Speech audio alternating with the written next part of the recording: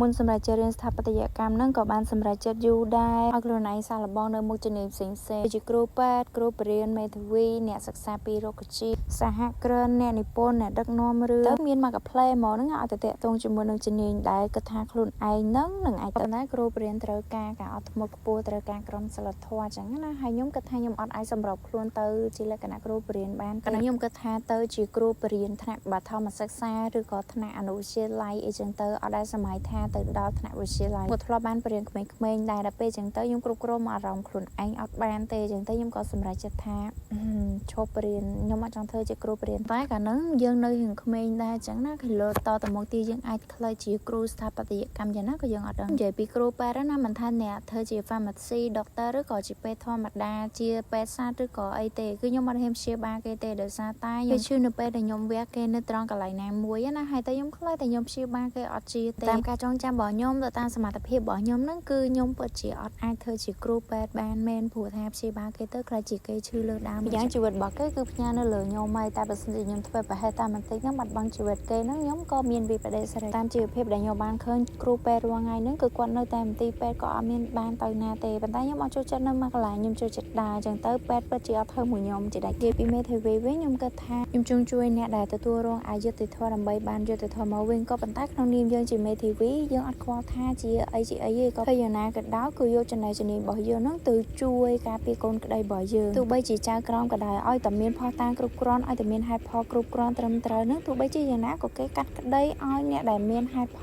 លដែរខ្ញុំជាមនុស្សដែលមិនមែនជាចិត្តដែរទេខ្ញុំអត់សូវចិត្តដែរទេអញ្ចឹងទៅវាពិបាកក្នុងការធ្វើជាចៅក្រមហើយធ្វើជាមេធាវីខ្ញុំជួយដាំផ្កាដាំរុក្ខជាតិដាំដើមឈើអីចឹងទៅហើយខ្ញុំក៏ចង់ដឹងតាក់ទងជាមួយនឹងការបង្កាត់ពូជដើម្បីធ្វើមិនបានផ្លែល្អដើមរឹងមាំស្លឹកធំស្លឹកតូចអីទៅតាមប្រភេទរុក្ខជាតិចឹងហើយខ្ញុំក៏ចង់បានផ្កាចង់ដឹងពីការវិវត្តរបស់អ្វីៗគ្រប់យ៉ាងដែលជាភាវៈរស់នៅក្នុងផែនដីដោយសារតែការខ្ញុំរៀនទី12ហ្នឹងជីវៈវាដូចជារៀនពិបាកពេកដោយសារវាមានមេរៀនដែលត្រូវទិញច្រើនហើយទៅរៀនតែទិសដីបានមើលរុក្ខជាតិថាតើវាលូតលាស់យ៉ាងណាយ៉ាងណីដោយសារការស្រាវជ្រាវអីហ្នឹងគឺពិតជាភ្លីភ្លើយ៉ាងវិញទៀតខ្ញុំអត់សូវមានឃើញគេរៀនខាងផ្នែកហ្នឹងអញ្ចឹងណាឮតែគេថារៀនកសិកម្មអីអញ្ចឹងទៅក៏ប៉ុន្តែខ្ញុំមិនដឹងថាយ៉ាងណាយ៉ាងណីទេតាក់ទងនឹងអាហ្នឹងម្យ៉ាងទៀតខ្ញុំមិនដឹងថាទៅរៀននៅណាឲ្យវាលក្ខណៈថាដូចអីដែលយើងចង់បានម្យ៉ាងទៀតខ្ញុំសិក្សាស្រាវជ្រាវអីហ្នឹងនិយាយទៅយើងក៏គ្មាននិស្ស័យជាមួយនឹងវាអញ្ចឹងទៅក៏មិនសូវបានសិក្សាវាច្រើនតែខ្ញុំមានសំណាងផងថាមានមិត្តភក្តិក៏រៀនផ្នែកហ្នឹងអីអញ្ចឹងណាអញ្ចឹងបើសិនជាចង់រៀនចង់ដាំបន្លែដាំរុក្ខជាតិអីតាក់ទងគាត់ទៅឲ្យគាត់ជួយព្រៀនតែម្ដងខ្ញុំថាបងខ្ញុំចង់រៀនសហគ្រិនខ្ញុំចង់ខ្លាចជាស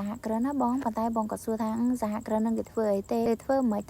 នហើយគេធ្វើអីគេខ្លះមានអារម្មណ៍ថាដូចជាអ្នកដឹកនាំមួយដែរហើយខ្ញុំមានអារម្មណ៍ថាមកក៏វាក់ម៉ែត្រូវធ្វើនេះផងត្រូវធ្វើនោះផងហើយមិនម៉ែអីផ្សេងទៀតអូវិលមកឈឺក្បាលណាខ្ញុំអត់ធ្វើសហគ្រិនទេខ្ញុំឈប់ចង់ធ្វើជាសហគ្រិនខ្ញុំចូលចិត្តស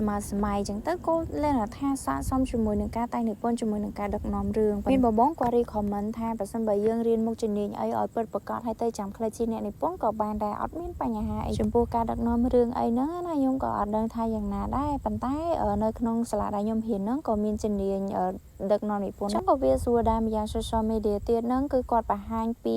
រឿងខ្លីៗភាគជាច្រើនចឹងទៅខ្ញុំអាចគិតថាបើសិនជាសម្ដែងរឿងតិចតួចអីហ្នឹងប៉ុន្តែមិនជាលក្ខណៈខ្នាតកុនខ្នាតអន្តរជាតិឬក៏ថ្នាក់ជាតិអីថ្នាក់ខេត្តអីណាមកមើលគ្នាឯងដាក់តាម social media ចឹងទៅយើងអាចថតបានអីចឹងទៅគ្រាន់តែថាយើងមើលកាត់ទៅតាមអីស៊ីនទៅតាមអីចឹងតែខ្ញុំគាត់ថាអាហ្នឹងប្រហែលជាលក្ខណៈថាវាមានតកតងជាមួយនឹងដងពីធម្មជាតិច្រើនបើសិនជាយើងចេះអាហ្នឹងសម្រាប់មុខរបររលុយមួយមុខទៀតអញ្ចឹងណាអាហ្នឹងក៏វាល្អដែរខ្ញុំភ្លេចទៅអាចុងភៅហ្នឹងក៏រៀងចូលចិត្តដែរប៉ុន្តែខ្លួនឯងមិនសូវធ្វើម្ហូបប្រហែលទេការ recommend អីហ្នឹងក៏ដូចគ្នាដែរគ្រាន់ថាបើសិនយើងមានអាមុខជំនាញដែលអាចឈោជើងរលុយបានរហូតទៅហើយចាំខ្លះជាចុងភៅម្នាក់ទៀតហ្នឹងក៏វាល្អដែរអីចឹងទៅគ្រាន់តែថាចេះយើងត្រូវមានគោលដៅមួយឲ្យច្បាស់លាស់ថាតើយើងមានមុខរបរអីឲ្យពិតប្រាកដហើយបើសិនជាយើងចង់ខ្លាចជាមហាសេដ្ឋីហើយត្រូវការមុខរបរអីផ្សេងទៀតអាហ្នឹងណាក៏វាទៅតាមហ្នឹងទៅឥឡូវយើងមកនិយាយពីជំនាញស្ថាបត្យកម្មវិញខ្ញុំមានស្ថាបត្យកម្មហ្នឹងដោយសារតែ